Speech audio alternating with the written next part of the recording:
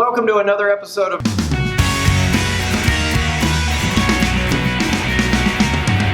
North Texas Talks. I'm a little strange in that I really like tires, but for those of you who know me, you know I'm a car guy, and I love tires. But one thing about tires is they are pretty complicated, and they're not easy to shop for, at least for most people. Today I'm at Discount Tire in Plano. I want to welcome Todd Eady. Todd is the manager here at Discount Tire in Plano. Can you tell us, how do we make this simple? I don't make tires, I don't design tires, I'm overwhelmed because there's 52,000 choices. I don't know what goes on the car. What can you tell me? Well, there's a lot of things to consider, but probably the first thing you want to consider is safety first. When I say safety first is knowing what tire belongs on your car and knowing what the speed capabilities and load indexes, or more so the service description of your car.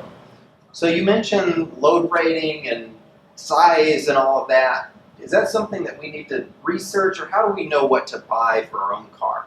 Well, there's a couple places to find it. If you look in the owner's manual, you can find the information, or you can open the driver's side door and just inside is a small placard that gives you the information or service description of the tire.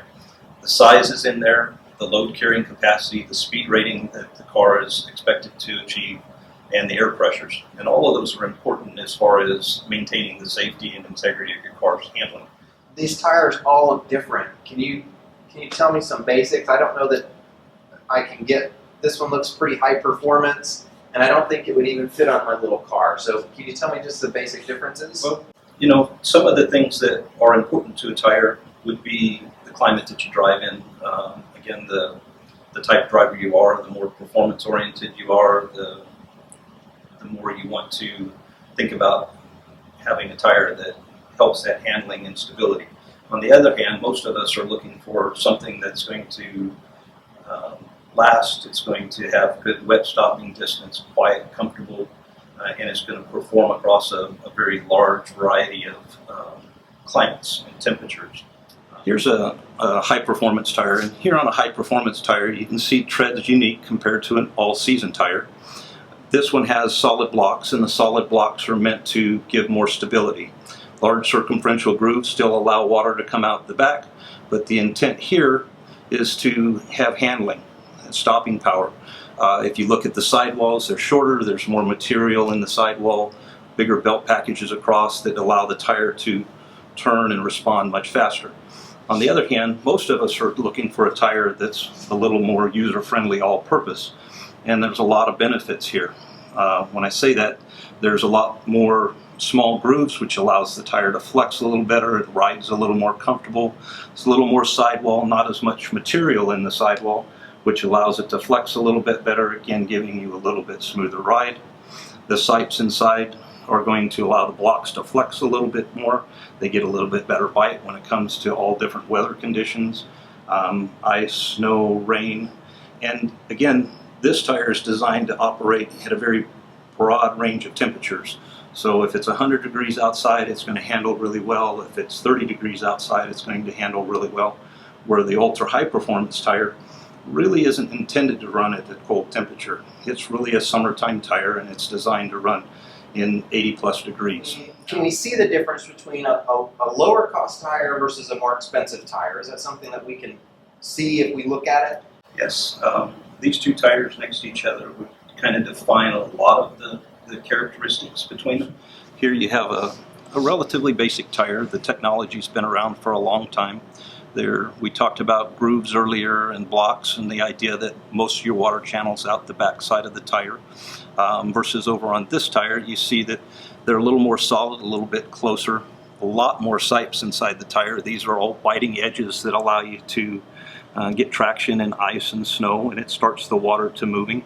No different than a glass full of water that's over. If you touch the side of the glass, it drains right off the side of the glass. Same thing happens with the sipe. It's just starting that water to move into the grooves so you get better traction in the wet conditions. There are other things that make a difference. In many cases, the plies on the tire will be wider. In other words, the belt packages on one tire may be this wide, where the belt package on here comes out and covers the edges of the tire. Some of the differences can be in the rubber compounds that are in them. Some of them can be in the type of block system that generates what you want to call the decibels or the noise that comes from a tire. So typically the bigger the blocks, the more chance of getting noise out of them over time. Where you have the smaller blocks, they tend to move independently, so you don't gather up the big heel toe wear that you get on a tire, so the tires typically stay quieter over time. There's something that we can do that just makes this so much easier for us to let you know what we're looking for, or how to guide us in tire buying, something like that. Yeah, actually there's a lot of things. We talked first about safety and safety meeting all the criteria for the car. And then we talked a little about wet traction, performance, how you drive, where you drive. We talked about some of the features and benefits of the tire as far as noise levels and ride quality. And when you stop and you think about all of that, you have to kind of prioritize it. And when I say prioritize it, if you drive in Texas, you drive a Corvette, and you're going to drive it maybe even on the track, but you're a little bit aggressive with it, then a performance tire is going to do a lot for you, and that's what you want to trend towards. If you're looking for something that, even on that Corvette, that you're going to drive daily and you're going to be in the wet conditions, you're going to drive it all summer, all winter, and you want one set of tires, then you're going to look for something that's a little more of an all-season capability. On the minivan, you're going to look for comfort, quiet, longevity, cost efficiency. Then you might buy a tire that's either got the all-season capabilities, will run across the whole range of temperatures, and then you're going to have a nice, comfortable, quiet ride. So if you prioritize where those are for yourself, then it's going to give us a better chance to help introduce the tire that we would suggest. At the same time, you know, if you don't really want to go into a tire store and talk to them at first, you can go to a lot of websites, even our website at tires.com. It's going to provide you a lot of feedback and information from the manufacturers about how the tire is built, what the features and benefits are on the side of the tires, and maybe that helps prioritize what it is you want when you come in.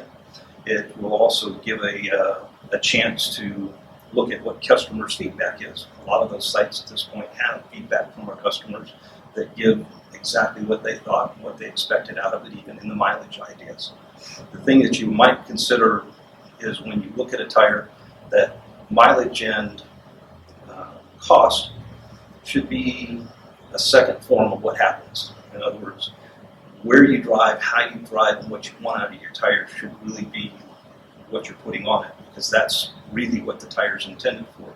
So if you always have to think about who your family is, what you're doing inside, and if you're going to go on a long trip, how do you want that to perform in wet conditions, and how often do you do?